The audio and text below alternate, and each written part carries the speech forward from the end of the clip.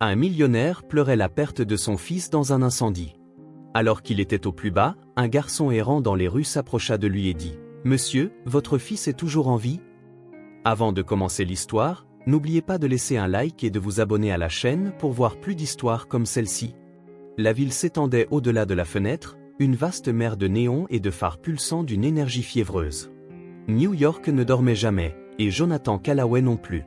Le bureau était silencieux, à l'exception du tapotement rythmique de ses doigts contre le bureau en acajou poli. Un téléphone vibra contre le bureau, une notification s'afficha sur l'écran, erreur système de sécurité, résidence Callaway. Il y jeta un coup d'œil, puis l'ignora sans plus y penser. Probablement un dysfonctionnement, rien d'urgent. La maison de Greenwich était bâtie comme une forteresse.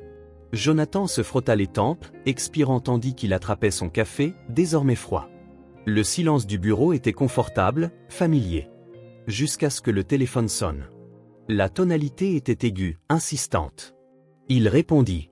« Monsieur Callaway ?» La voix à l'autre bout du fil était tendue, urgente. « Il y a eu un incendie à votre résidence. Vous devez venir tout de suite. » Son souffle se coupa. « Quoi ?» La ligne crépita, puis le répartiteur reprit, plus énergique, « Votre maison, monsieur. Elle est en feu. » Pendant un instant, Jonathan ne bougea pas, ne respira pas. Le monde se réduisit au son de son propre cœur martelant contre ses côtes. Puis il fut debout, renversant sa chaise, attrapant ses clés. Il enregistra à peine la montée en ascenseur, la façon dont son pouls grondait plus fort que le bourdonnement de la ville. Au moment où il déchira les rues de Manhattan, se faufilant dangereusement dans la circulation nocturne, son esprit était déjà à la maison. Galvin. Le nom de son fils résonnait dans sa tête, encore et encore, noyant tout le reste. Le domaine Callaway s'étendait sur un vaste acre à Greenwich, une merveille architecturale de verre et d'acier. Mais maintenant c'était un phare de destruction. Des flammes léchant le ciel nocturne, une épaisse fumée noire s'enroulant vers le haut tel une chose vivante. Des camions de pompiers bordaient l'allée, leurs gyrophares rouges clignotants, peignant la scène de pulsations dures et artificielles. Les pompiers évoluaient dans un chaos coordonné, leurs silhouettes se découpant sur l'enfer, les faisant paraître presque immatérielles. Jonathan les entendit à peine crier alors qu'il courait. « Monsieur, arrêtez !» Des mains agrippèrent ses bras, essayant de le retenir, mais il se débattit, bousculant des corps, la chaleur se précipitant vers lui par vagues. « Galvin !» Sa voix se brisa alors qu'il appelait son fils, comme si crier pouvait d'une manière ou d'une autre tirer le garçon des décombres. « Mon fils est là-dedans !» Un pompier agrippa ses épaules, fort et inébranlable.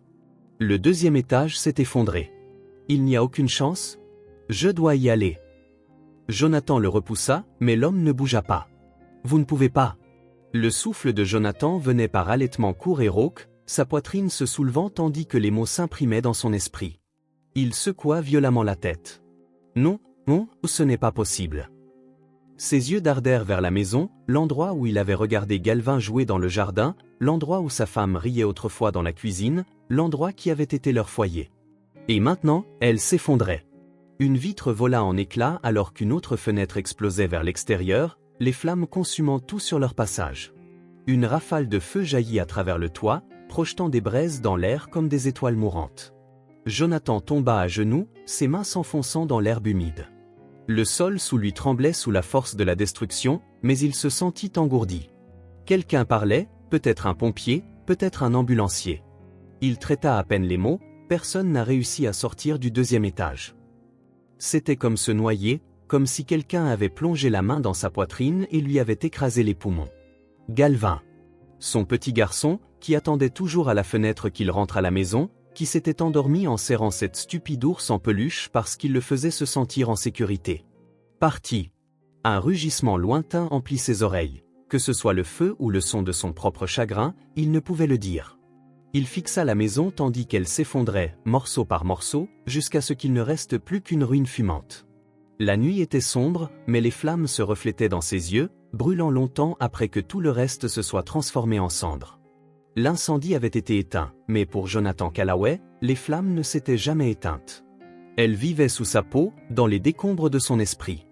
Des semaines avaient passé, peut-être des mois. Il ne tenait plus le compte. Son bureau à Manhattan restait vide, l'empire aux parois de verre qu'il avait bâti n'étant plus qu'un mausolée d'affaires abandonnées et d'appels sans réponse. Son nom, autrefois incontournable dans le monde de l'immobilier, avait commencé à perdre de sa pertinence. Les gros titres passaient à autre chose, les investisseurs chuchotaient, les employés se demandaient s'il reviendrait un jour. Mais Jonathan s'en fichait. Il avait tout abandonné, l'entreprise, la réputation, l'avenir méticuleusement planifié. Parce que la seule chose qui avait jamais compté s'était transformée en cendres. Maintenant, il existait dans un appartement exigu à Brooklyn, bien loin du vaste domaine de Greenwich. Ça sentait le whisky éventé et la poussière, l'air épais de négligence. Les meubles étaient rares, les murs nus. Le seul son était le bourdonnement occasionnel de la circulation filtrant à travers les fines fenêtres. Cet endroit n'était pas un foyer, mais le manoir ne l'avait pas été non plus. Le marchand d'alcool du coin le connaissait maintenant. Le vieil homme derrière le comptoir ne posait jamais de questions quand Jonathan se présentait près de la fermeture, les yeux creux et silencieux, faisant glisser une bouteille sur le comptoir avec l'efficacité de la routine. Elle ne durait jamais la nuit. Le schéma était le même, boire jusqu'à ce que les contours s'estompent, jusqu'à ce que la douleur s'atténue, jusqu'à ce que le poids de son propre échec semble un peu moins écrasant. Mais elle ne disparaissait jamais vraiment. Le passé trouvait toujours son chemin, peu importe combien il buvait. Certaines nuits, il se réveillait à l'écho de sa propre voix criant le nom de Galvin. D'autres nuits, il ne se réveillait pas du tout, sombrant simplement dans l'obscurité, de la même manière que son fils l'avait fait. Mais les pires étaient les nuits où il se souvenait. Les souvenirs venaient comme des fantômes, non invités et implacables. Galvin a 6 ans, assis en tailleur sur le sol du bureau de Jonathan, construisant des gratte-ciel avec des blocs de bois. « C'est à ça que ressemblent tes immeubles, papa ?» Jonathan avait à peine levé les yeux de son ordinateur portable. Plus grand. Galvin avait hoché la tête solennellement, comme s'il absorbait une grande vérité. Alors je le ferai plus grand. Et il l'avait fait. Le garçon avait empilé les blocs avec une précision minutieuse, les yeux brillants de concentration, déterminé à atteindre le plafond. Mais Jonathan avait été trop occupé pour regarder. Trop de mais, trop de réunions, trop de choses qui, au final, n'avaient signifié rien. Une autre nuit, Galvin a 8 ans, attendant près de la porte d'entrée, en pyjama, l'ours en peluche serré dans ses bras. Tu avais dit que tu serais à la maison avant l'heure du coucher. Jonathan avait soupiré, desserrant sa cravate. Je sais, mon grand. La prochaine fois, d'accord ? Le petit hochement de tête, la façon dont son fils avait essayé de prétendre qu'il n'était pas déçu. Jonathan l'avait embrassé sur la tête, lui avait tendu un nouveau jouet, une chose chère choisie par son assistante, et s'était convaincu que c'était suffisant. Mais ça n'avait jamais été suffisant. Maintenant, il n'y aurait pas de prochaine fois. Aucune chance de défaire la négligence, d'échanger 1000 promesses non tenues contre un seul instant de plus. À quoi bon tout l'argent du monde s'il avait passé la vie de son fils à être trop occupé pour la vivre avec lui? L'appartement était un cimetière de courriers non ouverts et de messages vocaux ignorés. Son téléphone, quelque part sous une pile de vêtements jetés, avait cessé de sonner depuis longtemps. Son assistante avait appelé pendant des semaines. Jonathan, les investisseurs s'inquiètent. Son avocat avait essayé ensuite. Vous devez gérer la succession, les réclamations pour dommages, Ses partenaires commerciaux avaient laissé des messages qu'ils n'avaient pas écoutés. Finalement, ils avaient tous arrêté. Le silence aurait dû être un soulagement. Ce n'était pas le cas. Les jours se fondaient les uns dans les autres. Il quittait rarement l'appartement, sauf pour des cigarettes et de l'alcool. La seule chose qui le rattachait à la réalité était le cauchemar. Le rêve commençait toujours de la même manière, Galvin dans sa chambre, recroquevillé dans son lit, baigné par la douce lueur du clair de lune. Puis le craquement du verre, le sifflement du feu. La fumée, épaisse et suffocante. Galvin se redressant, confus. « Papa ?» Puis les flammes engloutissaient la pièce entière. Jonathan se réveillait toujours en haletant, les mains tremblantes, trempées de sueur froide. Et puis il buvait. Parce que quoi d'autre y avait-il à faire? On frappa à la porte tard. Jonathan était sur le canapé, un verre de whisky intact à la main, regardant la glace fondre. Personne ne frappait jamais. Il ignora. Un autre coup, plus fort cette fois. Il laissa échapper un souffle, se frottant le visage, priant l'intrus de s'en aller. Silence. Bien. Puis 3 autres coups, rapides, insistants. Jonathan jura entre ses dents, se forçant à se lever. Sa tête était lourde, son corps léthargique. Il ouvrit la porte sans réelle intention de s'occuper de qui que ce soit de l'autre côté. Et puis il se figea. Un garçon se tenait là. Mince, négligé, des vêtements trop grands, des baskets éraflées et déchirées. Mais ce furent ses yeux qui retinrent l'attention de Jonathan. Vif, calculateur, balayant l'appartement du regard avec une intelligence qui n'appartenait pas au visage d'un enfant. Le garçon enfonça ses mains dans ses poches, déplaçant son poids. « Vous êtes Jonathan Callaway ?» Sa voix était stable, mais il y avait quelque chose de réservé en dessous. Jonathan le dévisagea. « Qui diable êtes-vous » Le garçon inclina légèrement la tête. « Je m'appelle Lionel. » Un temps de silence. Jonathan n'avait ni la patience ni l'intérêt pour quoi que ce soit. « Ce n'est pas le bon moment, gamin. » Il fit un mouvement pour fermer la porte. Lionel planta son pied dans l'entrebâillement. « Je pense que vous voudrez entendre ce que j'ai à dire. » La prise de Jonathan sur la porte se resserra. « J'en doute. » Le garçon ne s'y a pas. Au lieu de cela, il fouilla dans la poche de sa veste, en sortant quelque chose de petit et froissé. Et alors Jonathan cessa de respirer. C'était une photographie. Une image granuleuse prise de nuit. Une voiture garée devant une maison. Sa maison. La nuit de l'incendie. Jonathan la fixa, le cœur martelant contre ses côtes. Lionel soutint son regard. « Ils ont pris votre gamin. » Le monde bascula. Le verre de whisky glissa de sa main, se brisa sur le sol. Le silence entre eux s'étira, mince, un fil fragile sur le point de se rompre. Le verre de whisky brisé scintillait sous la faible lueur de la cuisine, le liquide ambré s'infiltrant dans les fissures du parquet usé. Jonathan l'enregistra à peine. Son esprit était verrouillé sur l'image granuleuse que Lionel tenait entre ses doigts. Un SUV noir garé devant le domaine Callaway la nuit de l'incendie. Le pouls de Jonathan martelait contre ses côtes, sa gorge se serrait, sèche et contractée, comme si l'air de l'appartement était soudain devenu trop épais pour respirer. « Répétez ça, » dit-il, sa voix basse, dangereuse.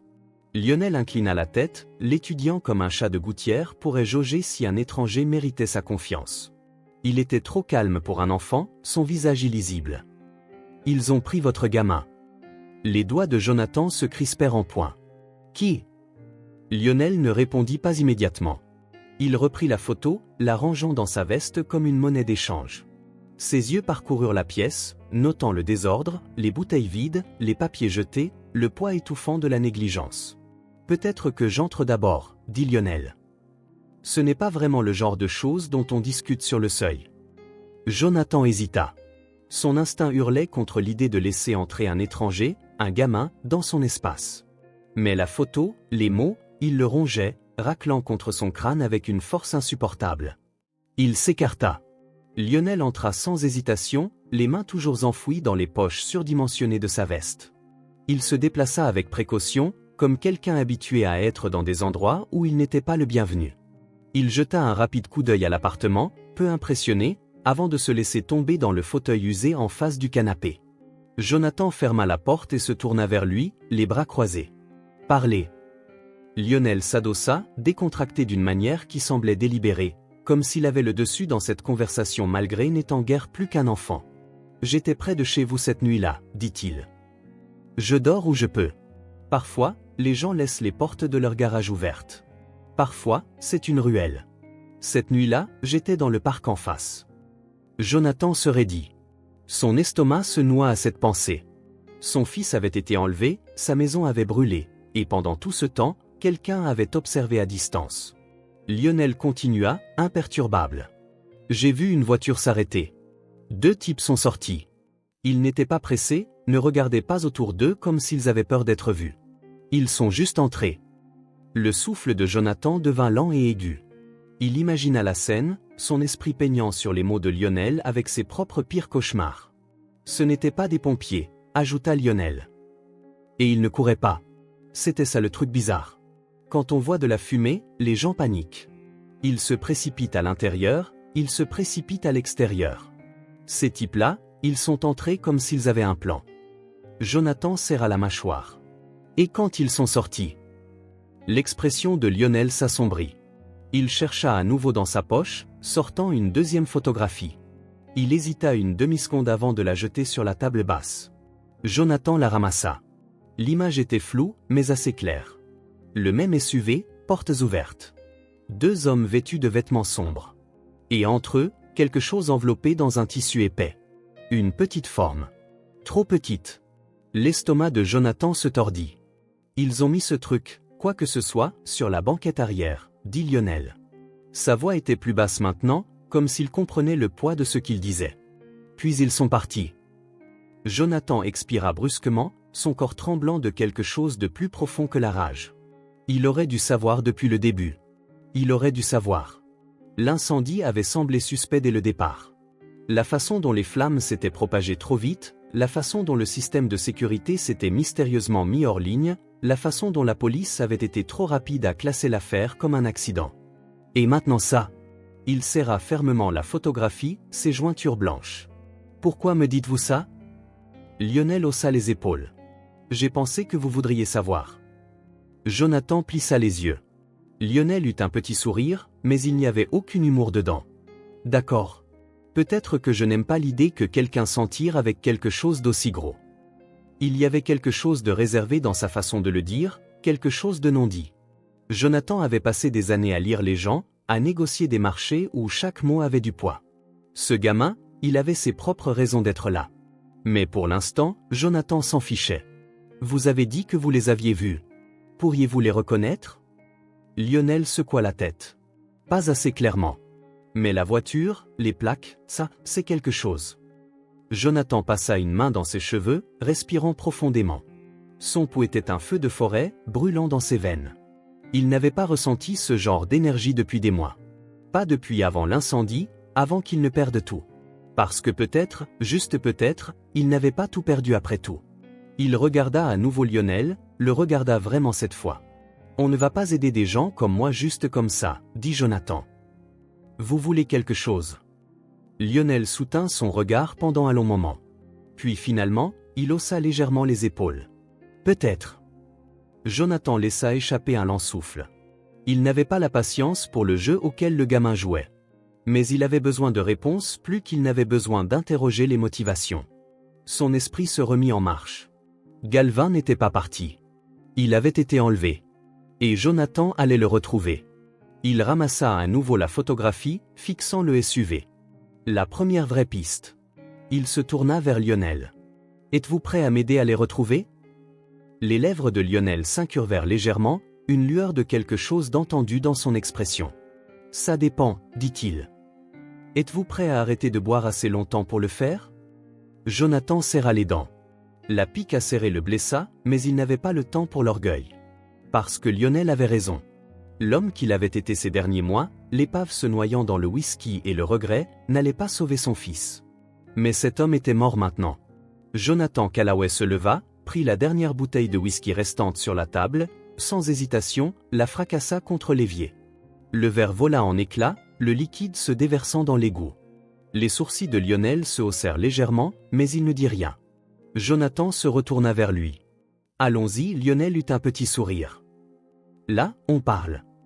Et juste comme ça, la traque commença. L'air extérieur était lourd du poids de la ville. Brooklyn la nuit semblait différente de Manhattan. Plus brute, plus âpre sur les bords. Les rues bourdonnaient d'une sorte de vie tranquille, celle qui ne dormait pas, qui prospérait dans les espaces que les gens tentaient d'ignorer. Jonathan conduisait en silence, les mains crispées sur le volant. Lionel regardait la ville défiler par la fenêtre. Ils ne dirent rien. La photographie. Le SUV. La possibilité. C'était la première vraie piste qu'il avait, mais ce n'était pas assez. Il avait besoin de noms. Il avait besoin de preuves. Il ne pouvait pas se permettre d'y penser. Il ne pouvait pas se permettre d'espérer. Mais il ne pouvait pas non plus laisser tomber. Où allons-nous? La voix de Lionel coupa le silence de la voiture, mais Jonathan garda les yeux sur la route. La ville défilait en traînées oranges et blanches, la circulation nocturne bourdonnant comme une bête agitée sous eux. Chez quelqu'un qui peut vraiment nous aider. Lionel haussa un sourcil. Vous voulez dire quelqu'un qui ne nous fera pas arrêter pour nous être présenté avec des preuves volées? Jonathan eut un petit sourire. Quelque chose comme ça. Jonathan resta silencieux. Jonathan s'arrêta devant un vieil immeuble en grès brun, ses fenêtres sombres à l'exception de la faible lueur d'une lampe de bureau au 2e étage. La plaque de cuivre à côté de la porte indiquait « Rachel Bennett, détective privé ». Elle n'était pas juste une autre détective privée. Jonathan avait entendu parler de Rachel Bennett, une ancienne détective du NIPT connue pour être implacable, pour déterrer des choses que les gens ne voulaient pas trouver. Elle avait quitté la police après s'être heurtée aux mauvaises personnes et avait commencé à travailler dans l'ombre à la place. Si quelqu'un pouvait démêler cette affaire, c'était elle. Et s'il y avait une chose sur laquelle tout le monde était d'accord, c'était ceci: Rachel Bennett ne prenait pas d'affaires qu'elle ne pouvait pas gagner. Jonathan frappa 2 fois, puis recula. Ils attendirent. Jonathan serra les poings, sentant le poids de tout s'abattre sur lui. Si c'était une erreur, si c'était une autre impasse. La porte s'ouvrit. Rachel Bennett avait la fin de la quarantaine, les traits vifs, avec des yeux fatigués mais perspicaces. Elle portait un vieux sweat à capuche et un jean, ses cheveux sombres tirés en une queue de cheval lâche. Elle jeta un coup d'œil à Lionel, puis déplaça son regard vers Jonathan, son expression illisible. « Vous avez une sale tête, dit-elle. » Jonathan ravala la réplique acerbe qui se formait sur sa langue. Il n'était pas là pour se faire des amis. Rachel s'appuya contre le cadre de la porte, les bras croisés. « Alors, qu'est-ce que vous voulez ?» Lionel parla avant que Jonathan ne puisse le faire. « On a besoin que vous cherchiez une voiture. » Rachel expira par le nez, déjà agacée. « Vous savez que je ne dirige pas une œuvre de charité. »« Je ne le sais pas, » admit Lionel, puis il pointa Jonathan du pouce. « Mais lui, si. » Rachel étudia un nouveau Jonathan, cette fois avec plus d'intérêt. « Calae, murmura-t-elle. Je ne vous avais pas reconnu sans le costume. Je vous croyais mort. »« Pas encore, » dit Jonathan platement. Elle soutint son regard un instant, puis s'écarta. « Bien. Entrez. » Son bureau était petit mais organisé. Des piles de dossiers s'alignaient sur les étagères, et un tableau en liège sur le mur était encombré de photographies, de notes et de cartes avec des lignes reliant des lieux comme une toile d'araignée. Rachel leur fit signe de s'asseoir. Jonathan resta debout. « D'accord, » dit-elle en s'asseyant derrière son bureau. « Racontez. » Jonathan fouilla dans son manteau et sortit la photographie que Lionel lui avait donnée. Il la posa sur le bureau, la faisant glisser vers elle. Elle baissa les yeux, puis fronça les sourcils. « Où est-ce que ça a été pris ?»« Devant chez moi, » dit Jonathan. « La nuit de l'incendie. » Le regard de Rachel revint vivement sur lui, ses yeux se plissant légèrement. Elle prit la photo, l'étudiant. « Ces hommes ?» dit-elle lentement. « Vous pensez qu'ils ont mis le feu ?»« Je pense qu'ils ont pris mon fils, » corrigea Jonathan. « Et je pense que quelqu'un voulait me faire croire qu'il était mort dans cet incendie. » Rachel s'adossa, tapotant ses doigts contre le bureau. « Donc vous me dites que le rapport officiel est ?» La mâchoire de Jonathan se crispa. « Oui. » Elle le considéra pendant un long moment. Puis elle soupira, rapprochant son ordinateur portable. « De quoi avez-vous besoin ?»« Le SUV, » dit Lionel. « Trouvez à qui il appartient. » Rachel hocha la tête, tapant déjà. La pièce tomba dans un silence tendu pendant qu'elle travaillait, le seul son étant les clics silencieux du clavier. Jonathan faisait les 100 pas près de la fenêtre, ses pensées une tempête de rage et d'espoir. Si cette piste s'effondrait, si cela ne menait à rien. Rachel fit un bruit au fond de sa gorge. « J'ai quelque chose. » Jonathan se tourna brusquement. « Quoi ?» Rachel tourna l'écran pour qu'il puisse voir. Un formulaire d'immatriculation de véhicule remplissait l'affichage. « Ce SUV est enregistré au nom d'une société appelée Blackwell Security, » dit-elle. L'estomac de Jonathan se serra. Lionel fronça les sourcils. « Ça doit signifier quelque chose ?»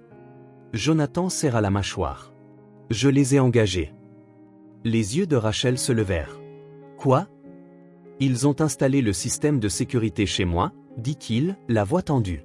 « Caméra, alarme, tout. » Le visage de Rachel s'assombrit. « Alors ce n'était pas juste un incendie. »« Non, » dit Jonathan, sa voix un murmure maintenant. « Ce n'était pas ça. » Rachel se retourna vers l'ordinateur portable, ouvrant une autre fenêtre. « Je vais faire une vérification approfondie sur Blackwell Security. Voir s'il y a quelque chose de louche. » Ses doigts volèrent sur le clavier, consultant les registres des entreprises, les historiques d'emploi, tout ce qui laissait une trace. Puis elle s'arrêta. « Oh !» Jonathan s'approcha. « Quoi ?» Rachel pointa l'écran. « La nuit de l'incendie, votre système de sécurité a été désactivé à distance. » Jonathan sentit quelque chose de vif se tordre dans sa poitrine. « Rachel continua. On dirait que quelqu'un s'est connecté à votre système 1 heure avant le début de l'incendie. A coupé les alarmes, effacé les enregistrements des caméras. Le souffle de Jonathan devint lent et tremblant. Qui? Rachel cliqua à nouveau. Un nom apparut. Jonathan se figea. William Harrington. Son rival. Son ennemi. L'homme qui avait passé des années à essayer de le surpasser en affaires. Et maintenant, l'homme qui avait pris son fils. Jonathan sentit ses mains trembler. Mais ce n'était pas de peur. C'était de la rage. Profonde, froide, maîtrisée. Rachel leva les yeux vers lui. Vous le connaissez? La voix de Jonathan était stable. Ouais. Rachel s'adossa. Alors, quelle est la stratégie? Vous voulez aller voir les flics? Jonathan expira lentement, son esprit calculant 1000 choses à la fois. Non, dit-il. Pas encore. Lionel, silencieux jusqu'à présent, eut un léger sourire. Bonne réponse. Rachel secoua la tête, se frottant la tempe. Je n'arrive pas à croire que je dis ça, mais je vais aider. Jonathan la regarda. Pourquoi? Elle se pencha en avant, son expression illisible. Parce que vous n'êtes pas le seul à vouloir faire tomber Harrington. Et juste comme ça, la traque devint une guerre. Le bureau était silencieux, à l'exception du cliquetis rythmique du clavier de Rachel. Pendant près d'1 heure, elle avait travaillé sans relâche, passant des appels, fouillant dans des bases de données privées, contournant les couches de sécurité, tirant toutes les ficelles qui lui restaient. Jonathan restait assis, immobile, fixant l'écran, son esprit tournant en rond, son corps tendu d'anticipation. Le nom sur l'écran était gravé dans l'esprit de Jonathan, William Harrington. Lionel faisait les 100 pas à proximité, une énergie fébrile émanait de lui, ses doigts agités comme s'il voulait attraper quelque chose juste pour le casser. Puis Rachel s'immobilisa. Ses yeux se plissèrent légèrement, ses lèvres se pinçant. Un changement dans son expression. Jonathan se pencha en avant, le pouls martelant. Quoi? Rachel expira, tournant l'écran vers eux. Voilà. Rachel expira lentement, faisant défiler à nouveau les journaux. Votre système de sécurité a été désactivé à 23h42. L'incendie a commencé à minuit 15. Pas de coïncidence. Les yeux de Jonathan parcoururent les informations, son estomac se tordant en un nœud. La voiture est enregistrée au nom d'une société de sécurité privée. Son souffle se bloqua. Son esprit commença immédiatement à parcourir les possibilités, les explications, les excuses. Quelle société? Rachel hésita juste une seconde avant de répondre. La même qui a installé les caméras de sécurité dans votre manoir. Le monde de Jonathan bascula. Tout en lui s'immobilisa. Non, murmura-t-il. C'est impossible. Ça ne l'est pas, répondit Rachel, la voix stable. Quelqu'un au sein de l'entreprise a dû trafiquer les enregistrements avant l'incendie. Jonathan serra les poings. Sa propre équipe de sécurité. Les personnes qu'il payait pour protéger sa maison, sa famille. Rachel tapa à nouveau sur le clavier, extrayant plus de données. Mais ils ont fait une erreur. Jonathan leva vivement les yeux. Quelle erreur? Les doigts de Rachel dansèrent sur les touches. Au lieu de tout supprimer, ils n'ont écrasé qu'une partie du fichier. Jonathan inspira brusquement. Ça veut dire que nous pouvons encore récupérer des fragments de la nuit de l'incendie. La pièce sembla soudain plus petite, le poids de la réalisation s'abattant sur lui. Et puis un souvenir fit surface. Un message. Sans importance à l'époque, oublié dans le chaos. Les mains de Jonathan se crispèrent en poing. Le jour même de l'incendie, murmura-t-il à moitié pour lui-même. J'ai reçu une notification système. Elle disait qu'il y avait une panne. Maintenance non programmée. Le regard de Rachel se fixa sur lui. Et vous n'avez pas trouvé ça suspect? Jonathan expira brusquement, passant une main sur son visage. À l'époque, je m'en fichais. Sa voix était rauque, teintée de quelque chose d'amer. Je ne me souciais de rien, sauf que mon fils était parti. Rachel hocha lentement la tête, traitant l'information. Cette panne n'était pas de la maintenance, Callaway. Elle jeta un coup d'œil à l'écran, son expression s'assombrissant. Ils ont arrêté votre système de sécurité exprès. Le silence plana dans l'air, lourd, suffocant. Jonathan ferma les yeux un bref instant, inspirant profondément. Jonathan déglutit difficilement. Pouvez-vous récupérer quelque chose? Rachel ne répondit pas immédiatement. Au lieu de cela, elle chercha dans un tiroir, sortant un petit disque dur externe. Il y a un moyen de récupérer des séquences de sécurité effacées. Mais c'est délicat. Parfois, les données sont effacées, mais des fragments subsistent. Elle brancha le disque et ouvrit un nouveau programme. S'il reste quelque chose, je le trouverai. L'écran se remplit de codes, un flux constant de chiffres et de fichiers corrompus scintillants. L'attente s'étira, insupportablement longue. Puis quelque chose. Une image déformée. Un pépin statique. Et puis, une vidéo granuleuse et scintillante.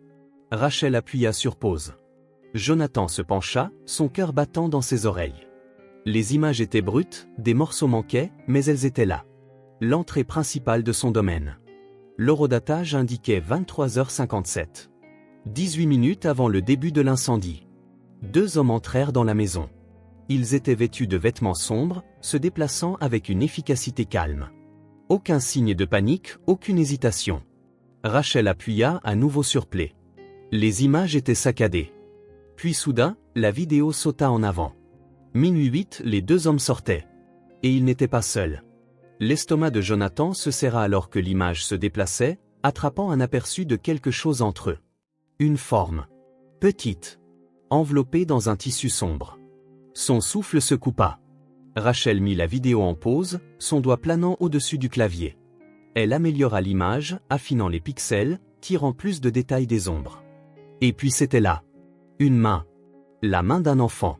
Inerte. À peine visible sous le tissu. Jonathan recula en trébuchant, agrippant le bord du bureau. Ses genoux se dérobèrent, son corps soudain trop lourd pour tenir debout. « Galvin » murmura-t-il. Rachel ne dit rien. Lionel, toujours sur le canapé, expira brusquement. Merde. L'esprit de Jonathan tournoyait. Ce n'était plus une théorie. Ce n'était plus un espoir. C'était réel. Ils avaient pris son fils. Ils l'avaient volé de cette maison alors que le feu attendait encore de tout consumeur.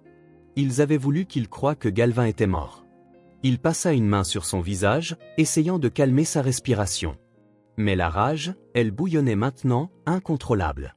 Rachel quitta la vidéo. « Ça confirme », dit-elle doucement. Ce n'était pas un accident. C'était une dissimulation. Jonathan se tourna vers elle, sa voix dangereusement égale. « Pouvez-vous les retrouver ?» Rachel hésita. Le flux de sécurité est local. Aucune caméra externe ne les a vus partir. Mais je peux essayer de passer les plaques du SUV dans les caméras de circulation de la ville. Ce ne sera pas facile. Les hommes de Harrington savent comment rester discrets. Jonathan serra la mâchoire. Faites-le. Rachel hocha la tête et recommença à taper. Mais Lionel observait toujours attentivement Jonathan. Ça va ? demanda le gamin. Jonathan ne répondit pas tout de suite. Il n'était pas sûr de ce qu'il était. Il avait passé des mois à se noyer dans le chagrin, croyant que son fils avait été perdu dans cet incendie. Maintenant, la vérité était comme un couteau dans les côtes. Il l'avait pris. Et il n'avait rien fait. Cela changeait maintenant. Rachel cliqua à nouveau, consultant les registres de l'entreprise. Blackwell Security est une façade, dit-elle. Ils font du travail légitime, mais c'est une coquille pour quelque chose de plus profond. Services de protection illégaux, intimidation, sabotage d'entreprise. Les mains de Jonathan se crispèrent en poing. Et Harrington la possède. Rachel hocha la tête. Pas directement. Mais à travers 3 couches de sociétés écrans. C'est délibéré. Il se tient à l'abri. Mais ne vous y trompez pas, c'est son opération. Jonathan pouvait à peine voir clair à travers la pure fureur qui le rongeait. Il avait passé des années à affronter Harrington dans le monde des affaires, contrats, transactions, batailles de conseils d'administration. Mais ça, c'était différent. Harrington ne veut pas seulement vous ruiner, dit Rachel, sa voix stable. Il veut vous effacer. Jonathan inspira profondément. Alors nous l'effacerons en premier. Rachel s'adossa dans son fauteuil, croisant les bras. Si vous voulez le faire tomber, vous avez besoin d'un plan. Un vrai. Pas juste foncer comme un homme qui n'a plus rien à perdre. Jonathan croisa son regard, son expression dure comme de l'acier. Je n'ai rien à perdre. Il désigna l'écran. J'ai lui. Rachel soutint son regard pendant un long moment. Puis elle hocha la tête. D'accord. Jonathan se tourna vers Lionel. Tu es partant ? Lionel lui adressa un sourire en coin. Carrément, ouais. Rachel expira. Alors, mettons-nous au travail. Le plan commença par un lieu. Rachel était assise à son bureau, son écran illuminé par des images satellites. Le domaine était vaste, isolé, profondément dans les bois de la vallée de l'Hudson, protégé par de hautes grilles en fer et des arbres denses. La propriété appartenait à une société holding, mais la trace documentaire menait directement au réseau de Harrington. C'est ici, murmura-t-elle en zoomant sur la structure. Jonathan se pencha, la mâchoire serrée. Combien d'hommes? Rachel expira. Difficile à dire. Si c'est là qu'ils gardent Galvin, ils ne le laisseront pas sans surveillance. Blackwell Security n'est pas juste une bande de vigiles de pacotille. Ce sont des professionnels. Anciens militaires, mercenaires. Si on y va sans préparation, on est mort. Jonathan serra les poings. L'idée que des hommes comme ça soient près de son fils lui envoya un frisson violent. Lionel, avachi dans un coin du bureau, ouvrait et fermait distraitement un couteau de poche. Alors quoi, on prend d'assaut l'endroit. Rachel lui lança un regard noir. C'est comme ça qu'on se fait tuer. Lionel eut un petit sourire. J'aime les défis. Jonathan ignora leur échange, sa concentration aiguë. Comment entrons-nous? Rachel tapa sur l'écran. Il y a une route d'accès ici. Elle mène à l'arrière de la propriété. Des caméras de sécurité couvrent l'avant, mais pas l'entrée de service. C'est un point faible. Rachel hésita. Plutôt le moyen le moins impossible d'entrer. Jonathan se redressa. Alors c'est notre voie d'accès. Rachel expira, se frottant la tempe. Vous ne m'entendez pas. On ne se contente pas d'entrer. Nous avons besoin d'un plan. Nous avons besoin d'armes. Nous avons besoin d'une issue une fois que nous aurons Galvin. Jonathan hocha la tête. Alors nous trouverons. Mais attendre n'est pas une option. Rachel l'étudia pendant un long moment. L'homme qui se tenait devant elle n'était pas la même épave brisée qui était entrée dans son bureau quelques jours auparavant. Son chagrin était toujours là, mais il s'était solidifié en quelque chose de plus dur, quelque chose qui ne se briserait pas sous le poids du regret. Elle le voyait maintenant. Il n'était pas juste un père cherchant son fils. C'était un homme partant en guerre. Finalement, elle s'adossa. D'accord, Callaway. Planifions un coup. Les 48 heures suivantes furent consacrées à la préparation. Rachel déterra les schémas du domaine, repérant les entrées et les vulnérabilités de sécurité.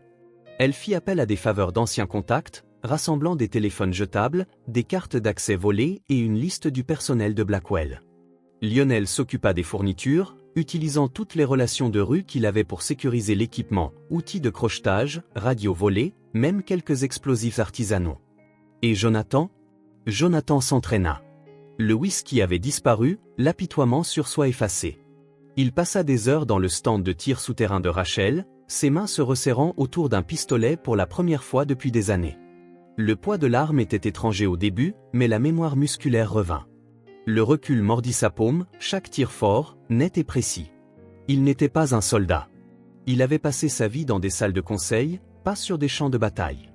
Mais à la pensée des hommes de Harrington se tenant entre lui et son fils, il deviendrait tout ce qui était nécessaire. 3 nuits plus tard, le plan était établi. Rachel étala un plan du domaine sur son bureau, pointant la route d'accès. Nous entrons ici. Je désactiverai les caméras externes avant que nous bougions. Elle tapa sur une fenêtre au 2e étage. C'est là qu'ils le garderont. Si Galvin est dans cette maison, il ne sera pas près d'une sortie. Il est un moyen de pression. Ils ne faciliteront pas les choses. Jonathan hocha la tête. Alors nous les forcerons. Lionel eut un petit sourire. Carrément, ouais. Rachel soupira. D'accord. Équipez-vous. La voiture se déplaça silencieusement sur les routes sinueuses, le seul son étant le faible bourdonnement des pneus sur le gravier. L'air était épais, tendu, lourd de pensées inexprimées. Jonathan regardait par la fenêtre, la mâchoire serrée, ses doigts tambourinant nerveusement contre son genou. La rage et le regret. Mais maintenant, il était là. Et dans quelques minutes, il saurait si son fils respirait encore. La pensée faillit l'écraser. « Qu'est-ce qu'on fait quand on arrive là-bas » demanda-t-il finalement, sa voix basse, maîtrisée. Rachel, au volant, ne le regarda pas. D'abord, on confirme que Galvin est là. Ensuite, on trouve un moyen de le sortir sans éveiller les soupçons. Jonathan déglutit. Il avait imaginé revoir son fils 1000 fois,